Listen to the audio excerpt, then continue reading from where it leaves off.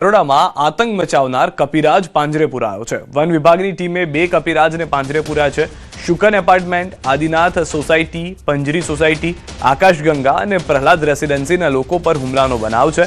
અત્યાર સુધીમાં ફોરેસ્ટની ટીમ દ્વારા 2 કપિરાજને પાંજરે પુરાયા છે।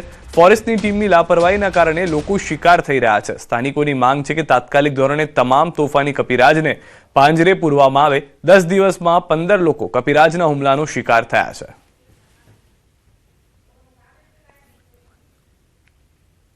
કપિરાજનો આતંક વધી રહ્યો છે અને સોસાયટીના લોકો પરેશાન થઈ રહ્યા છે। ત્યારે વાત છે નવા નરોડા વિસ્તારની કે જ્યાં કપિરાજનો આતંક વધતાની સાથે છેલ્લા 2 દિવસમાં 8 જેટલા લોકોને કપિરાજ હુમલો કર્યો અને તેઓ ઈજાગ્રસ્ત થયા છે। બેન, આપ ક્યાં જઈ રહ્યા હતા ત્યારે કપિરાજે હુમલો કર્યો? હું મારા બાળકોને 2 છે, એમને હું સ્કૂલમાંથી લઈને આવતી હતી ને ત્યારે રસ્તામાં ચાલુ એક્ટિવા ઉપર આ વાંદરા આવીને હુમલો કર્યો છે મારા બાબાને મોટાને પાછળથી।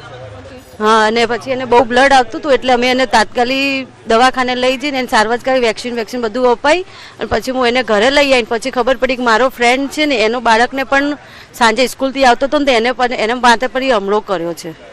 મેજર આકાશગંગા અને રાધિકા કેનાલ નજીકમાં આ હુમલાઓ થાય છે અને જનરલી ત્યાં બધા ગાર્ડન 2 ગાર્ડન છે તો ત્યાં વાંદરાઓ ત્યાં હોય છે, કપિરાજ બધા ત્યાં હોય છે।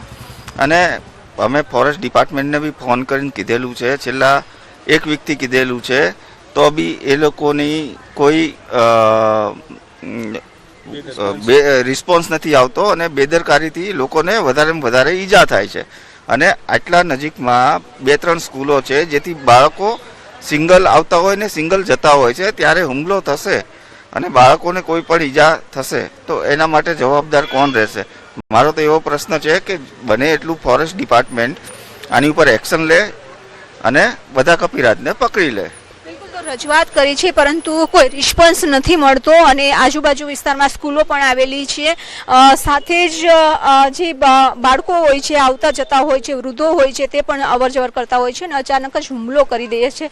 ત્યારે સોસાયટીના લોકોમાં ફફડાટ જોવા મળ્યો છે કે હવે એ કપિરાજોને પકડી લેવામાં આવે જેના કારણે લોકો ઉપર હુમલો ન થાય। વિભુ પટેલ, ન્યૂઝ 18 ગુજરાતી, અમદાવાદ। ત્યાં સરકારી અનાજ ભરેલી ટ્રકમાં આગ લાગી ગઈ। સંખેડાના બાદરપુર ગામે સરકારી અનાજના ગોડાઉનમાં ટ્રકમાં આગ લાગી। ટ્રકમાંથી અનાજ ખાલી કરતા સમયે આગ લાગી હતી। ફાયર વિભાગની ટીમે આગ પર કાબુ મેળવ્યો છે। સદનસીબે ઘટનામાં કોઈ જાનહાની નથી થઈ। સાબરકાંઠાથી સમાચાર। હિંમતનગરમાં પોલીસ ક્વાર્ટરમાં લાગી છે આગ। પોલીસ કર્મીના ક્વાર્ટરમાં ગેસનો બાટલો લીકેજ થતા આગ લાગી હતી। આંબાવાડી પોલીસ લાઇનના ક્વાર્ટરમાં બની હતી ઘટના। ગેસ બોટલ લગાવવાના પ્રયાસ દરમિયાન જ આગ લાગી હતી। સ્થાનિક ફાયર બ્રિગેડની ટીમે આગ પર કાબુ મેળવ્યો છે। ઘટનામાં સદનસીબે કોઈ જાનહાની નથી થઈ। વલસાડ જિલ્લામાં ફરી એકવાર ભીષણ આગ લાગી છે। ઉમરગામના વંકાચ ગામની પ્લાસ્ટિકના દાણા બનાવતી કંપનીમાં આગ લાગી હોવાની જાણકારી મળી રહી છે। કંપનીમાં આગ લાગતા કામદારોમાં દોડધામ મચી ગઈ છે। પ્લાસ્ટિક મટીરિયલ હોવાથી આગે રૌદ્ર સ્વરૂપ ધારણ કર્યું છે। ઉમરગામ, સરીગામ અને વાપી ફાયરની ટીમો ઘટના સ્થળે પહોંચી છે। પાણીનો મારો ચલાવી આગ પર કાબુ મેળવવાના પ્રયત્નો હાથ ધરવામાં આવી રહ્યા છે। પ્લાસ્ટિકના દાણામાં લાગેલી આગને બુઝાવવા ફાયરની ટીમોએ જાહેર કર્યો છે મેજર કોલ। તો આ હાલના દ્રશ્યો વલસાડના જોઈ રહ્યા છો કે જ્યાં આગળ ભારે આગ જોવા મળી રહી છે। વધુ માહિતી ન્યૂઝ 18 સંવાદદાતા ભરત પાસેથી મેળવીશું। ભરત, સમગ્ર ઘટના શું ઘટી છે? હાલમાં શું પરિસ્થિતિ છે આગને લઈને? બિલકુલ, વલસાડ જિલ્લામાં કંપનીઓમાં આગનો સિલસિલો યથાવત છે। આ વખતે વલસાડના છેવાડે આવેલા ઉમરગામના તુમ ગામના અને વંકાચ ગામની હદ પર આવેલી લુક્ટો પ્લાસ્ટિક નામની એક કંપનીના ગોડાઉનમાં ભીષણ આગ લાગી છે। કંપની છે પ્લાસ્ટિકના દાણા બનાવે છે। ગોડાઉનની અંદર મોટી માત્રામાં છે જે પ્લાસ્ટિકના દાણાનો તૈયાર અને કાચો માલ સંગ્રહ કરેલો હોવાથી થોડી જ વારમાં આગે વિકરાળ સ્વરૂપ ધારણ કર્યું હતું અને કંપનીનો આખું ગોડાઉન છે આગની જ્વાળાઓમાં લપેટાઈ ગયું હતું। ઘટનાને કારણે શરૂઆતમાં સરીગામ અને ઉમરગામની ફાયર બ્રિગેડ ટીમો સ્થળ પર પહોંચી અને આગ પર કાબુ મેળવવા પ્રયાસ કર્યા હતા, પરંતુ આગનું સ્વરૂપ જોતા વધુ ફાયર ફાઈટરોની મદદની જરૂર જણાતા છે।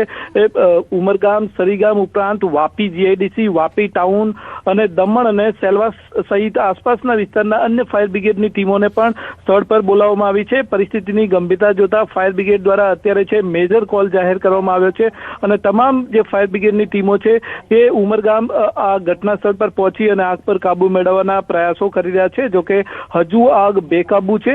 આમ વલસાડ જિલ્લામાં જિલ્લામાં છેલ્લા કેટલાક સમયથી આગનો સિલસિલો યથાવત છે, પરંતુ હવે ઉમરગામમાં આ કંપનીમાં લાગેલી આગ છે ખૂબ જ વિકરાળ છે અને મેજર કોલ જાહેર કરતા જ સમગ્ર તંત્ર છે એ દોડતું થયું હતું. જે રીતે હાલમાં ભરત દ્રશ્યો જોવા મળી રહ્યા છે, ધુમાડો એટલો છે, આગની લપેટો એટલી છે, આસપાસના વિસ્તારમાં શું પરિસ્થિતિ જોવા મળી રહી છે, ત્યાં શું પ્રિકોશન્સ લેવામાં આવ્યું છે આસપાસના વિસ્તાર માટે? જી બિલકુલ, જે જગ્યાએ આગ લાગી છે આ ગોડાઉન છે, તો ગામથી છેવાડે આવેલો છે. આથી નજીકમાં કોઈ રહેણાંક વિસ્તાર નથી, પરંતુ જે રીતના દ્રશ્યોમાં પણ જોવા મળી રહ્યું છે કે ભીષણ આગ લાગી છે. ધુમાડાના ગોટા છે છેલ્લા 5 કિલોમીટરથી દૂરથી પણ અત્યારે જોવા મળી રહ્યા છે, અને કારણે આસપાસના વિસ્તારમાં લોકોમાં ભયનો માહોલ છવાયો છે. અત્યારે છે જે સમગ્ર ટીમ છે, ફાયર બ્રિગેડ, પોલીસની સાથે સ્થાનિક વહીવટી તંત્રની ટીમો સ્થળ પર પહોંચી અને પ્રથમ તો આગ પર કાબુ મેળવવાના પ્રયાસો કરવામાં આવી રહ્યા છે અને સલામતીના પગલાં પણ લેવામાં આવી રહ્યા છે. જો આ આગને કારણે વધુ નુકસાન ન થાય તે માટે ફાયર બ્રિગેડની ટીમોએ ભારે જહેમત ઉઠાવી છે અને આગ પર કાબુ મેળવવાના પ્રયાસો યથાવત છે. ભરત, એ જે રીતે દ્રશ્યોમાં જોવા મળી રહ્યું છે, થોડી મુશ્કેલી પણ ફાયર જવાનોને પડી રહી છે. સુરતમાં પણ આવા દ્રશ્યો હતા કે લોકોએ સામાન જે હતો એ રસ્તા વચ્ચે મૂક્યો, ફાયરના જવાનો જઈ ના શક્યા. અહીંયા પણ શું એવી કોઈ પરિસ્થિતિની જાણકારી આપને મળી રહી છે? જી બિલકુલ, જે રીતના આગ લાગી છે ને દ્રશ્યોમાં પણ જોવા મળી રહ્યું છે, આખું ગોડાઉન છે આગની લપેટોમાં છે. આસપાસના સ્વાભાવિક છે કે આટલી મોટી આગ લાગી છે એને કારણે આસપાસના વિસ્તારમાં તાપમાન પણ છે, જે ગોડાઉનની આજુબાજુ તાપમાન પણ ઊંચું જાય છે. આ સમયે ફાયર બ્રિગેડની ટીમોએ છે આગ પર કાબુ મેળવવા ભારે જહેમત ઉઠાવવી પડે છે. કપરી પરિસ્થિતિમાં પોતાના જીવને પણ જોખમમાં મૂકી અને ફાયરના જવાનો છે એ અત્યારે છે આગ પર કાબુ મેળવવા માટેના પ્રયાસો કરી રહ્યા છે. સ્વાભાવિક છે કે જે રીતે મેજર કોલ જાહેર કરવામાં આવ્યો છે, મોટી ચુનૌતી છે ફાયર બ્રિગેડની ટીમોએ અહીંયા આગળ આગ પર કાબુ મેળવવાના, પરંતુ તેમ છતાં વલસાડ જિલ્લાના તમામ ફાયર બ્રિગેડની ટીમો અત્યારે સ્થળ પર પહોંચી અને પ્રાથમિકતા એ છે કે આ આગ છે વહેલી તકે કાબુમાં આવે. પરંતુ જે રીતે જે મટીરિયલમાં આગ લાગી છે, પ્લાસ્ટિકના દાણા અને અન્ય જ્વલનશીલ પદાર્થ છે, આથી આગ પર સંપૂર્ણપણે કાબુ મેળવવામાં લાંબો સમય વીતી શકે છે. ભરત, વધુ ટીમની જરૂર પડે તેવું હાલમાં વર્તાઈ રહ્યું છે કે શું?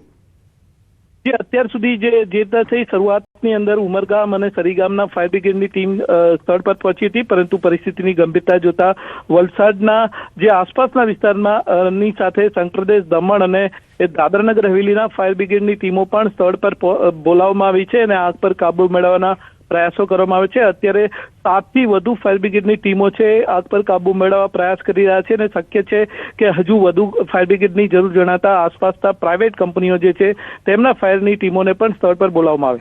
ભરત, સૌથી પહેલા તો જાણકારી જ્યારે મળી ત્યારે કેટલા વાગે આ કોલ મળ્યો હતો, ત્યારે શું જાણવામાં મળ્યું હતું આગને લઈને, એ વિશે કોઈ જાણકારી આપની પાસે? જે વખતે શરૂઆતમાં આગ લાગી હતી એ દરમિયાન ત્યાં આગળ કામદારો પણ કામ કરી રહ્યા હતા, પરંતુ આગ લાગતા જ તેઓ તાત્કાલિક દોડીને બહાર આવી ગયા હતા. આથી કોઈ ઈજા કે જાનહાનિના અહેવાલ નથી, પરંતુ શરૂઆતમાં એક જગ્યાએ એક ભાગની અંદર આગ લાગી હતી અને થોડી જ વારમાં આગે મોટું સ્વરૂપ ધારણ કર્યું. આખો ગોડાઉન છે એ આગની જ્વાળાઓમાં લપેટાઈ ગયો હતો. પરિસ્થિતિ જે દ્રશ્યોમાં પણ જોવા મળી રહ્યું છે કે આગ ખૂબ વિકરાળ છે અને ફાયર બ્રિગેડની ટીમોએ આગ પર કાબુ મેળવવા માટે ભારે જહેમત ઉઠાવી છે, પરંતુ જે રીતે આગના દ્રશ્યો જોવા મળી રહ્યા છે અને દૂર સુધી જે રીતના ધુમાડા જોવા મળી રહ્યા છે એને કારણે આસપાસના વિસ્તારમાં ભયનો માહોલ છે. ભરત, જે રીતની ભૌગોલિક પરિસ્થિતિ છે જ્યાં આગ લાગી છે, કઈ રીતનું નુકસાન આસપાસના વિસ્તારમાં અથવા પરિસ્થિતિ સર્જાઈ શકે છે ભૌગોલિક રીતે જો સમજવું હોય તો? જે રીતના જે દ્રશ્યોમાં પણ જોવા મળી રહ્યું છે કે આ તુંબ અને વંકાચ ગામની હદ પર છે. જે જગ્યા પર આગ લાગી છે ત્યાં રહેણાંક વિસ્તાર નથી, ગામના રહેણાંક વિસ્તારથી થોડે દૂર છે.